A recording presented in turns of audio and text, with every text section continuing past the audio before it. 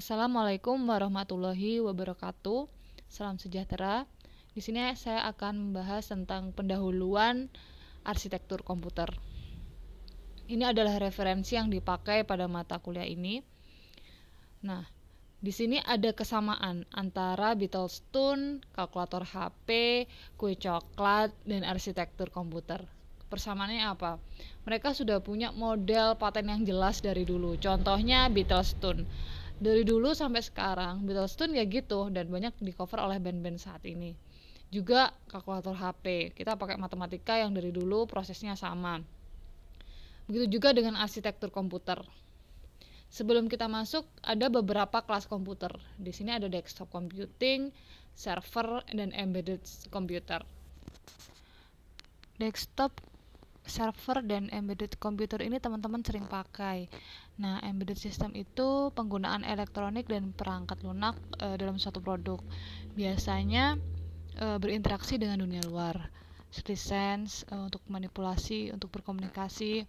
Contohnya itu seperti HP, digital kamera, kalkulator, dan sistem keamanan rumah.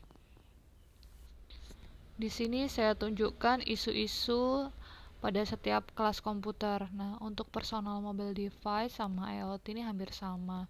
Isunya pasti energi atau cost, kemudian performance-nya dan responsive. Kemudian untuk server dan cluster ini juga hampir sama. Dia harus available 24 jam dalam seminggu.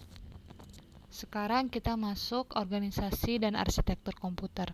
Sering kita bingung perbedaan antara arsitektur komputer dan organisasi komputer. Arsitek itu lebih mengacu pada atribut sistem yang terlihat oleh programmer, atau bisa dikatakan yang berdampak langsung pada eksekusi logika program. Ini sering disebut dengan istilah ISA, Instruction Set Architecture. ISA ini mendefinisikan format-format instruksi, baik yang di memori maupun register. Juga terdapat algoritma yang mengontrol instruksi-instruksi yang dieksekusi. Sedangkan organisasi komputer itu mengacu pada unit operasional dan interkoneksi yang membentuk spesifikasi arsitektural. Nah, kita bisa lihat contohnya pada arsitektur. Atributnya sudah jelas, ada set instruksi, jumlah bit untuk tipe datanya, mekanisme I/O seperti apa, teknik pengalamatannya bagaimana.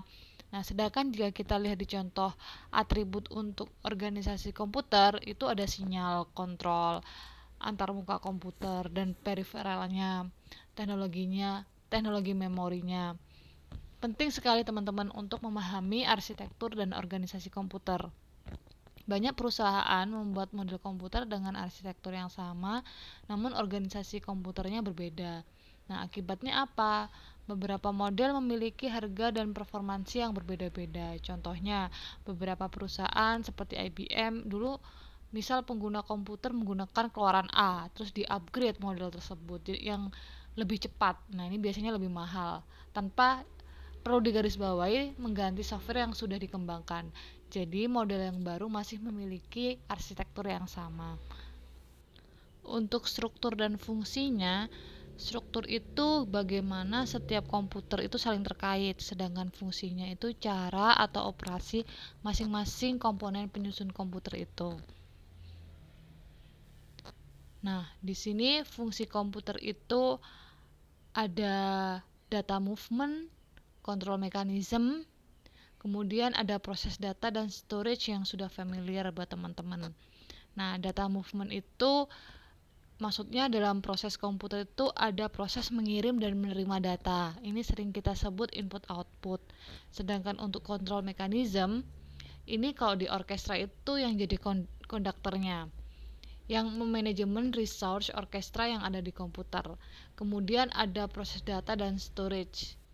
Nah, untuk pemrosesan data di sini bisa dari storage maupun dari input outputnya. Kemudian untuk penyimpanan data itu bisa dari input output langsung dikontrol, kemudian masuk lagi ke storage. Ini bisa dua arah, teman-teman. Kemudian ada transfer data, yaitu gimana dia berkomunikasi dengan input outputnya. Nah, sekarang kita masuk pada struktur komputer. Struktur komputer itu Di sini diberikan contoh untuk single prosesor ya. Saat ini sudah banyak komputer yang menggunakan prosesor lebih dari satu. Ada apa aja sih di struktur komputer? Nah, di sini sudah jelas ada CPU, ada main memory, sama ada input output dan interkoneksi sistem. Nah, untuk CPU itu yang mengendalikan operasi. Sedangkan memori untuk menyimpan data, I/O to transfer data antar komputer dengan dunia luar. Interkoneksi ini mekanismenya yang disediakan oleh CPU untuk berkomunikasi antar sesama menggunakan sistem bus. Nah, sekarang kan komputer nggak cuman satu core. Sekarang lagi tren i3, Core i5, i7. Nah, ini sudah menggunakan lebih dari satu core. Kalau CPU teman-teman kan sudah saya jelaskan tadi, ada ALU, ada control unit, register. Nah, untuk core itu individual processingnya pada chip prosesor. Jadi bisa dikatakan single CPU system. Sedangkan prosesor itu fisiknya. Jadi di setiap prosesor itu bisa terdiri dari satu atau lebih core. Nah, teman-teman kalau misal pernah buka motherboard, nah di situ kan ada I/O chipnya, kemudian ada chip prosesor. Kalau kita buka prosesor chipnya, di situ ada banyak core-core, bisa lebih dari satu, kemudian juga ada case-nya. Kemudian kalau kita lihat per core-nya, itu ada logiknya, ALU-nya, cache-nya, dan sebagainya. Nah, sekarang kita masuk ke sejarah komputer ya. Yang pertama adalah ENIAC, Electronic Numerical Integrator and Computer. Mengingat pelajaran kita waktu SMA, sebenarnya komputer itu pertama dibuat untuk keperluan militer, yaitu Perang Dunia II. Jadi untuk menentukan akurasi dan waktu penggunaan senjata.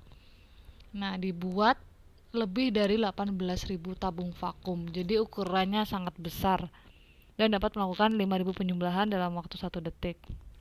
Sekarang sudah dikembangkan ENIAC-nya itu namanya mesin von Neumann.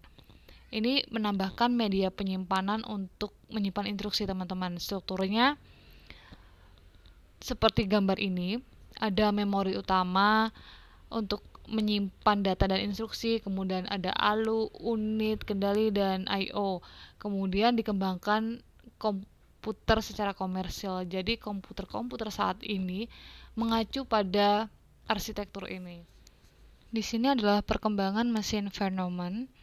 Jadi konsepnya sama, ada input output, ada instruksi, ada memori, ada CPU, ada ALU, dan program control unit. Nah, di sini teman-teman kalau dilihat input outputnya itu masuk ke MBR dulu atau memori buffer register. Nah, ini bisa lanjut ke ALU-nya atau program control unit-nya baru ke main memory. Jadi tergantung dari request usernya. Nah, sebenarnya konsep ini agar kinerja komputer itu lebih cepat karena semuanya dipanggil ke register dulu. Bayangkan kalau langsung manggil ke main memory, itu akan membutuhkan waktu yang cukup lama. Nah, ini teman-teman untuk mudah menghafalkan biasanya MBR-nya itu adalah register. Misal MBR, memory buffer register, IBR, instruction buffer register, IR, instruction register. Nah, seperti itu. Nah, untuk perkembangan komputer generasi keduanya itu mulai ditemukannya transistor, kemudian generasi ketiga ditemukannya IC, mikroelektronik, dan selanjutnya ada semikonduktor dan mikroprosesor. Nah, kita masuk ke sistem clock dan instruksi per detiknya. Jadi prosesor itu mengendalikan proses berdasarkan clock dengan frekuensi tetap, kita kasih simbol F, atau ekuivalen dengan waktu siklus, di mana waktu siklus itu sama dengan super F. IC adalah jumlah instruksi yang dieksekusi sampai semua program dijalankan atau instruksi yang dieksekusi pada waktu yang telah ditetapkan. Nah, singkatan untuk CPI, cycles per instruksi, adalah rata siklus yang dibutuhkan untuk sebuah program. Nah, jumlahnya yang dibutuhkan itu berbeda-beda untuk tipe instruksi yang berbeda-beda. Contohnya ada load, store, branch, Terus untuk CPI maksudnya adalah jumlah siklus yang dibutuhkan untuk instruksi tipe I.